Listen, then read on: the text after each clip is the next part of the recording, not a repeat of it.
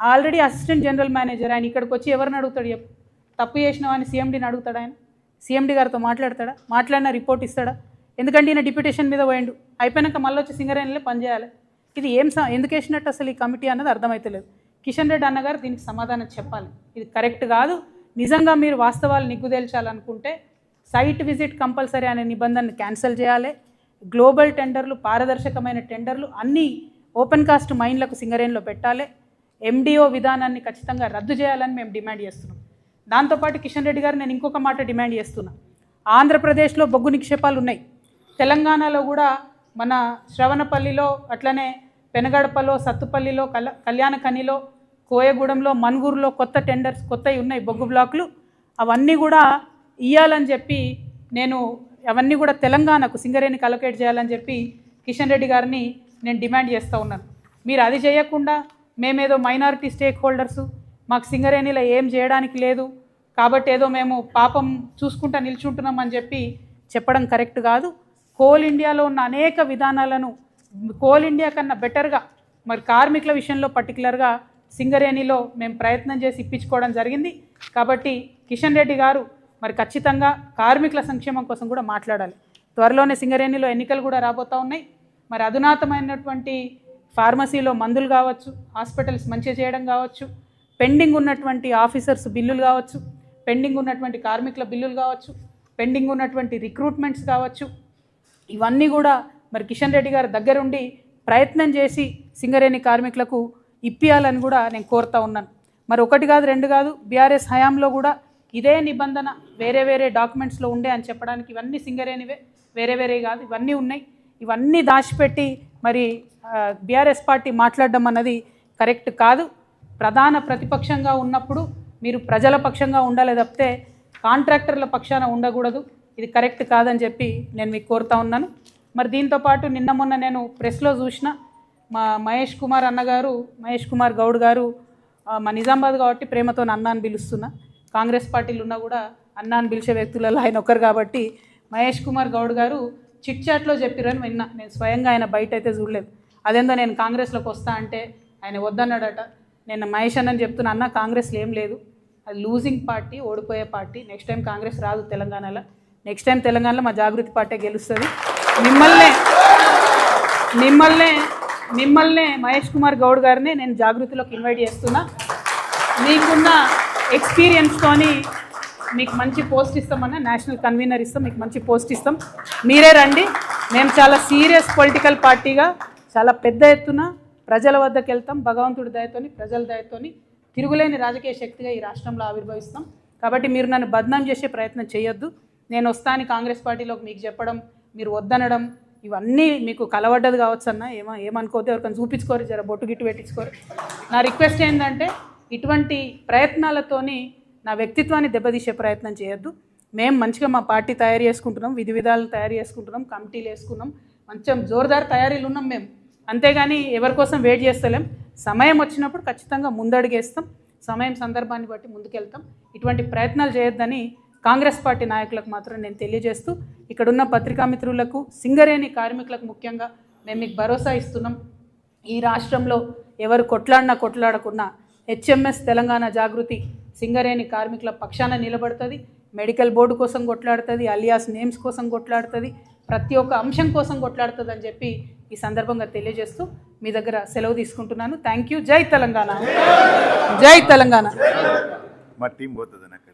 Yes sorry, మా రియాజ్ అన్న గారు నాకు పొద్దున్నే చెప్పిను, నేను చెప్పడం మర్చిపోయినా. నైని సైట్ చూడడానికి హెచ్ఎంఎస్ తరఫున ఒక డెలిగేషన్గా వారు అక్కడికి వెళ్తారు. మరి అక్కడ జరుగుతున్నదేంది, ఉన్నదేంది. ఒరిస్సాలో 2-3 మంచి సిస్టమ్స్ ఉన్నాయి. ఒక గుంటెడు జాగా పోయినా కూడా పర్మనెంట్ జాబ్ ఇస్తారు ఒరిస్సాలో. ఏ అంశంలో కూడా పోయినా కూడా ఆ సిస్టమ్స్ అన్నీ కూడా స్టడీ చేయడానికి హెచ్ఎంఎస్ తరఫున ఒక డెలిగేషన్ పోతుందని చెప్పి వారు చెప్పడం జరిగింది. ఈ విషయాన్ని తెలియజేయడానికి నేను చాలా సంతోషిస్తూ ఉన్నాను. Thank you. జై తెలంగాణ.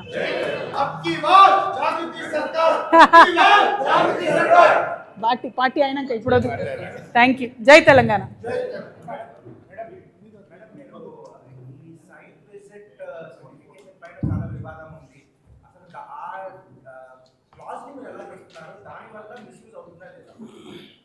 అంటే కొంచెము కోల్ అనేది కాంప్లికేటెడ్గా ఉంటుంది.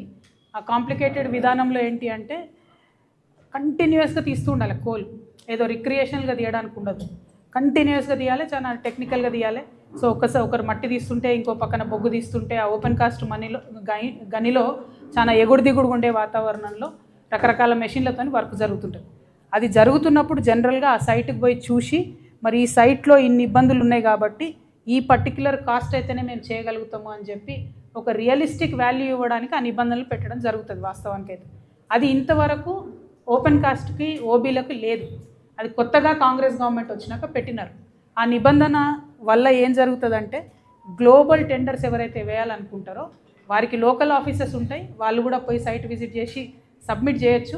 కాకపోతే ఎక్కడో ఒక దగ్గర ట్రాన్స్పరెన్సీ దెబ్బతింటదేమో అనేటటువంటి ఆలోచన అయితే కలుగుతూ ఉంది. సంపూర్ణంగా దెబ్బతినకపోయినా దెబ్బతింటుంది.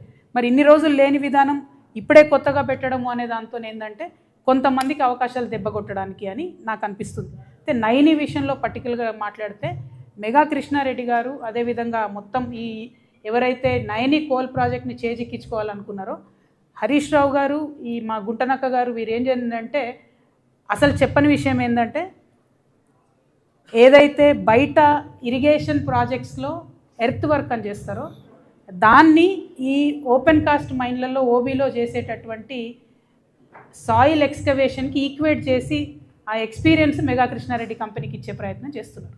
సో వీరేందంటే ఎంతసేపు సైట్ విజిట్, ఆ సైట్ విజిట్ వల్లే నైని క్యాన్సిల్ చేయాలని చెప్తున్నారు. అది నైని వరకు సీమిత చేయడం కరెక్టే, మిగతా అన్నిటికీ అప్లై కావాలని ఎందుకు చెప్తున్నారో హరీష్ రావు గారికే తెలియాలి. ఎందుకంటే హరీష్ రావు గారికి సంబంధించిన ఒక కంపెనీకి కూడా ఎక్సెస్కి ఇదే కాంగ్రెస్ గవర్నమెంట్లో టెండర్ వచ్చింది. నేను ఆ పేరు కూడా చెప్తా చూసుకోండి, అది మన HCPL అనేటటువంటి కంపెనీకి 7.96% ఎక్సెస్కి టెండర్ వచ్చింది. ఇది కూడా హరీష్ రావు గారి కంపెనీయే. హరీష్ రావు గారు ఆ మురళీధర్ రావు గారు నిఎన్సీ ఉంటారు, వారికి సంబంధించిన మనిషి హర్షరెడ్డి అని ఉంటాడు ఆయన కంపెనీ ఇది.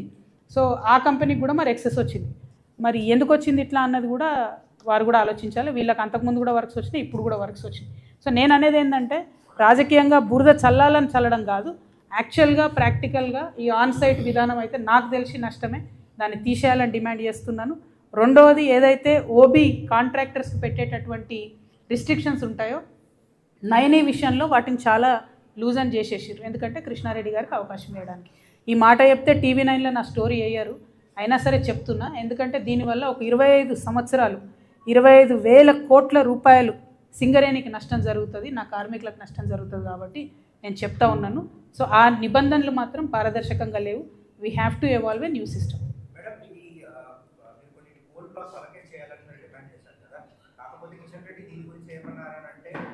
సుప్రీంకోర్టు నిబంధనల ప్రకారం ఆప్షన్లో సింగరేణి పాల్గొవాలి, అది కొన్ని ఆప్షన్స్లో పాల్గొకపోవడం దురదృష్టం, దానివల్ల వాళ్ళకి దక్కట్లేదు అనేది ఎగ్జాక్ట్లీ నేనేమంటున్నా అంటే సింగరేణిలో కోల్ ఇండియా కూడా ఉంది కదా, coal India is a partner.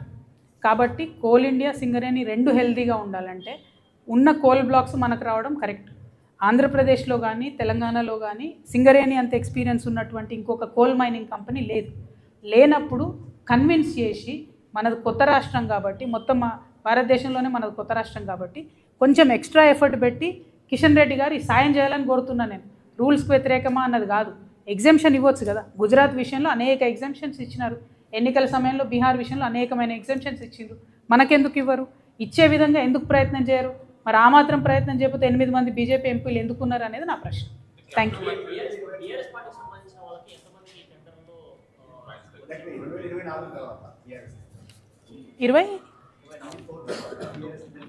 24 తర్వాత నా సమాచారం ప్రకారం అయితే 5 టెండర్లు ఉన్నాయి ఇక్కడ. ఇందులో ఒకటి శోధ సృజన్ రెడ్డి, మిగతా అన్నీ కూడా అటు ఇటుగా బీఆర్ఎస్ అనుయాయులకు బీఆర్ఎస్ సపోర్టర్స్కే ఉన్నాయి. మరి ఇవన్నీ పెట్టుకొని హరీష్ రావు గారు అంత గొంతేసుకొని ఎందుకు అరుస్తున్నారో నాకు అర్థమవుతలేదు. అల్టిమేట్గా నేను అనేది ఏంటి అని అంటే ఏదైతే లెక్కలు తేలలేదు వాటాలు తేలలేదు అని పదే పదే గుంటనక్క గారు అంటుంటే నాకు అనిపించేది ఏంటంటే ఆయన లెక్కలు వాటాలు తేలలేదేమో అని. ఒకటి. 101% గుంటనక్క గుంపు మేస్త్రి ఇద్దరు కలిసి ఉండి కంప్లీట్గా ఈ అంశం నుంచి దృష్టి మరల్చేలాగా చేస్తున్నారు ప్రజల్ని. 25,000 కోట్లది కొట్టేయడానికి 250 కోట్ల వ్యక్తిని చూపించి మొత్తం దృష్టి మరుస్తున్నారు. ఒకటి. 2, హరీష్ రావు గారు మొన్న ఫస్ట్ ప్రెస్ మీట్లో ఏం అడిగినారు? ఖచ్చితంగా మొత్తం 2014 నుంచి ఇప్పటి వరకు ఎంక్వైరీ అడిగారు. అంటే జరుగుతున్నది ఏంది ఇక్కడ? కేసీఆర్ గారి ప్రభుత్వం మీద ఎంక్వైరీ అని హరీష్ రావు గారు అడుగుతున్నారు. అన్ఫార్చునేట్లీ ఈ గుంటనక్క గారి యొక్క గోతిలో కేటీఆర్ గారు పడ్డారు. తెల్లారి ప్రెస్ మీట్ పెట్టి ఆయన కూడా అదే అడుగుతున్నాడు. మరి అంటే మీ ప్రభుత్వం మీద మీరే అడగడం ఏందన్నది చాలా వెరైటీగా అనిపించింది. సో దాన్నే నేను ఫస్ట్ నుంచి చెప్తున్నది, అదే పార్టీలో ఉంటూ ద్రోహం చేయడం కేసీఆర్ గారికి అన్నది గుంటనక్క గారికి వెన్నతో పెట్టిన విద్య. ఇప్పుడు కూడా వారు అదే చేస్తున్నారు. బీఆర్ఎస్ పార్టీ కార్యకర్తలు నేను రిక్వెస్ట్ చేస్తున్నాను, వారి విధానం చూడండి, వారు మాట్లాడే పద్ధతి చూడండి. టోటల్ 2014 నుంచి ఇప్పటి వరకు బీఆర్ఎస్ పార్టీలో ఉంటూనే డిమాండ్ చేస్తున్నారు ఎంక్వైరీ చేయాలని. మరి యాజ్ టీజ్గా తెల్లారి కేటీఆర్ గారు కూడా అదే అడిగింది. సో ఈ గుంటనక్కని గుడ్డిగా ఫాలో అయ్యి గుంతలో పడ్డారని నేను అనుకుంటున్నాను.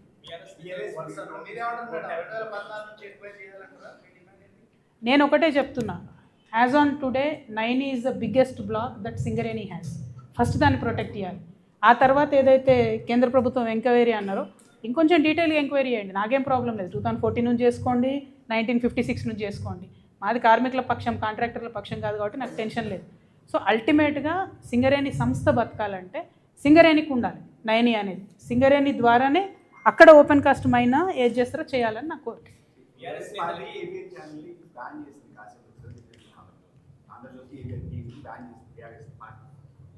నీకేమో బీఆర్ఎస్ ఇష్టం, అది ఎవరేం చేస్తారు. కొన్ని రోజులలో ప్రజలే బ్యాన్ చేస్తారు బీఆర్ఎస్.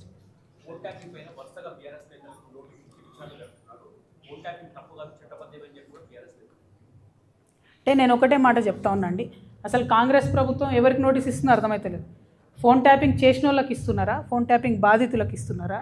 2 ఏళ్ళ ఇది టీవీ సీరియల్ లెక్క కొనసాగుతూనే ఉన్నది. ఆ కార్తీక దీపం అన్న గుర్తుంటుంది కానీ ఇది గుర్తుంటలేదు ఇది. సో ఘోరమైన పరిస్థితి ఉన్నది ఇక్కడ. సో నాన్ సీరియస్ అయిపోయింది, జోక్ అయిపోయింది ఫోన్ ట్యాపింగ్ అంటే. వేరేజ్ మాలాంటి వాళ్ళ ఆవేదనను ప్రజలు అర్థం చేసుకోవాలి, ప్రజలు సీరియస్గా తీసుకోవాలంటే తొందరగా దాన్ని తేల్చాలి, తొందరగా క్లోజ్ చేయాలి. అట్లా కాకుండా సాగదీస్తూ రాజకీయాల కోసం పదే వెళ్ళడం అన్నది కరెక్ట్ కాదు. చాలా నాన్ సీరియస్ అప్రోచ్తో జరుగుతుంది. We are not happy.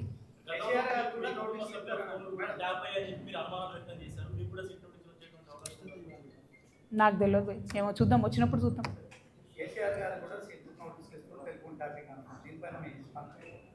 నేనేమంటున్నా, అది జోక్ అయిపోయింది, టీవీ సీరియల్ లాగా అయిపోయింది. సీరియస్నెస్తో చేస్తే బాగుంటుంది. అట్లా కాకుండా రేపు పొద్దున దాని రిజల్ట్ ఏం లేకుండా ఊరికే చేసేసి ఎలక్షన్ అయిపోయాక బంద్ పెడతారేమో అని నాకు అనిపిస్తున్నది. ఎందుకంటే ఎప్పుడు ఎలక్షన్ వస్తే అప్పుడే వస్తున్నది ఫోన్ ట్యాపింగ్ విషయం తప్పితే మిగతా టైంలో వస్తలేదు. ఇప్పుడు ఈ నోటిఫికేషన్ వచ్చిన తర్వాత మళ్ళీ చేస్తారేమో, ఎందుకంటే అర్బన్ ఏరియాస్లో పోలింగ్ ఉంది కాబట్టి దానికోసం చేస్తున్నారని నాకు అనిపిస్తుంది. నేను మళ్ళీ చెప్తున్నా, ఇది కరెక్ట్ కాదు. ఫోన్ ట్యాపింగ్ అనేటటువంటిది టెర్రరిస్టుల కోసం పెట్టినటువంటి విషయాన్ని అన్ని ప్రభుత్వాలు దుర్వినియోగం చేస్తున్నాయి. అది చేయకూడదని